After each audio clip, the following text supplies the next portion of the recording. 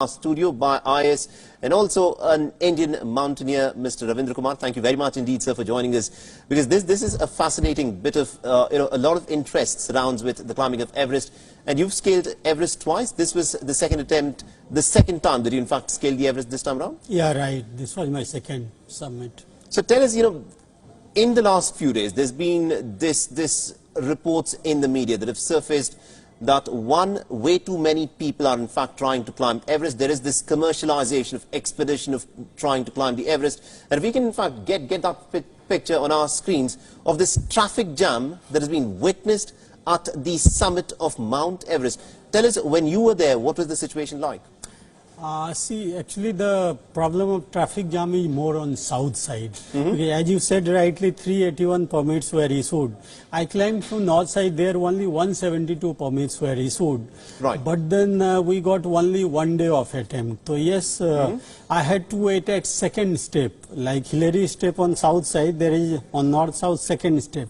So when I submitted in the morning, early in the morning at 4:20 am, and I was returning back, so I had to wait around 1 hour near the second summit. Okay, and also the reason as to why it gets so challenging, they say the Mount Everest is 8,888 meters at its summit.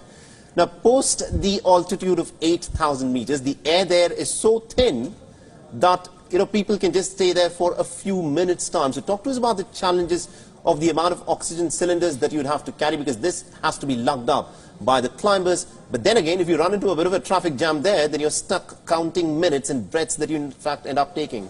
Yeah, you are right. It is said that a person living at sea level, if he is brought to the peak of Everest, then he will be unconscious in 1 minute and die within 2 minutes. Unconscious in 1 minute if a person is not used to the altitude of 8,000 meters? If he is living at sea level and brought to the Everest immediately, and he will be unconscious in 1 minute and die within 2 minutes. Why? Because above 8,000 meter, air is so thin and content of oxygen is so less that you can't survive for a long time, and that is why it is called death zone. Okay. And now in death zone, normally climbers and Sherpa also, we use bottled supplementary oxygen.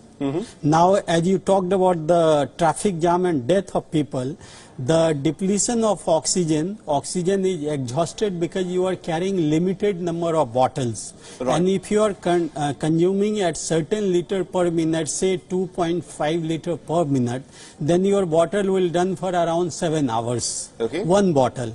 And normally climber carry 3 bottles for the final summit. So you have how much? Around 20-21 hours in hand. Now if you are caught in traffic jam and waiting for 2-3 hours, this adds to it. And if your oxygen is exhausted, obviously you are nowhere. You have to die. And also give us a sense of that feeling of in fact standing on top of the world. You've done it twice. You in fact made 3 attempts, so you were successful in 2 attempts. What does it feel like to be standing on top of the world? See, success always gives you happiness. So obviously you are much more happy on reaching the top of the world. But the reality is that the second moment, what comes in your mind is just get out of this place. Because the place is so dangerous, the approach is so dangerous that as soon as you are on top, okay, you take photograph, you hoist your flag, and then as soon as possible you want to descend down to the safer place. That is normally considered the last camp on the way to the peak. Do you not want to actually stand there at the summit and linger on and actually savor that experience that you're standing there at the top? How many minutes did you actually spend right at the top of the mountain? See, in 2013 I was there for around 40-45 minutes. Okay. This year I was there for around half an hour. 2013, what I observed, because I climbed from south side, so I wanted to differentiate where is India and where is Nepal. Then one thought comes to my mind that like it is even, you can see only peak and cloud, there is no international boundary. So thought came to my mind that these are all human made, and the world would have been really peaceful if there would not have been international boundary and all this war and dispute. In 19, I was there for 30-35 minutes because I arrived early in the morning at 4:20 am. Right. And there was sudden cold wave. So temperature was so low that my camera, the battery got exhausted in a few minutes. And also a lot of climbers started coming on top, so we had to vacate that place to allow other climbers, because I think maximum around 10 people, no, they can safely stand around the peak. So in 30-35 minutes I descended down, and then by the evening I was at advanced base camp. That is, you know, very safe place above base camp. And also tell us a bit about the training that you need to go through. You say that, you know, someone who is residing at the mean sea level will find it virtually impossible to even last for a few minutes at the summit. So how do you train yourself to actually be able to breathe in such a less amount of oxygen? And also what goes into planning? Is it pure willpower, or is there something fundamentally that you need to change in your body? See, basically, yes, we are going for the toughest physical work, as it is considered climbing Mount Everest is one of the toughest physical work. So you need physical preparation, be it jogging, be it running, be it trekking, be it weightlifting. So physical preparation is one part, I feel. Mental preparation has to be there, and I think major part is your mental toughness. Right. Why? Because first is tough terrain, second is thin atmosphere, third is sight of dead body and news of death. When you are on the way to summit, you see years old dead bodies are lying on both sides of route. Right. So obviously you get psychological shock. You can be mentally weaker, you can return also. And next is death of, you know, news of death. When I entered base camp, after that, you know, 11 people have died. So each death gives you some degree of discouragement that this can happen to you also. So how nervous were you? Because this year it's been really bad. 11 people died in this climbing season. That must have played on the back of your minds while you were climbing up. Did you ever fear for your life? No. Honestly sharing, I never have negative visualization. I use one term, positive visualization. Visualization means whenever you are thinking about your future scenario, what can happen to me, whether I'll successfully submit or no, then on the screen of your mind some scenery, some picture goes.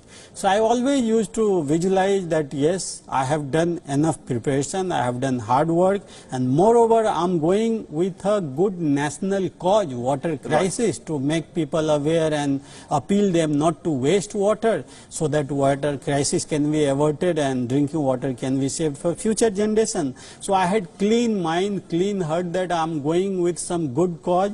I have done enough preparation, I do positive visualization, so I'm climbing slowly, I'm safely submitting, and I'm coming back. Mr. Ravindra Kumar, what sticks out in this story of yours is you started off from very, very humble beginnings. You cracked the IIT examination, you cracked the IAS, which is one of the most difficult examinations there is, and then climbing the Mount Everest. What got you interested into mountaineering? It is such an involved adventure junkie kind of a sport. It is so difficult that very few people in fact take up to mountaineering on this scale.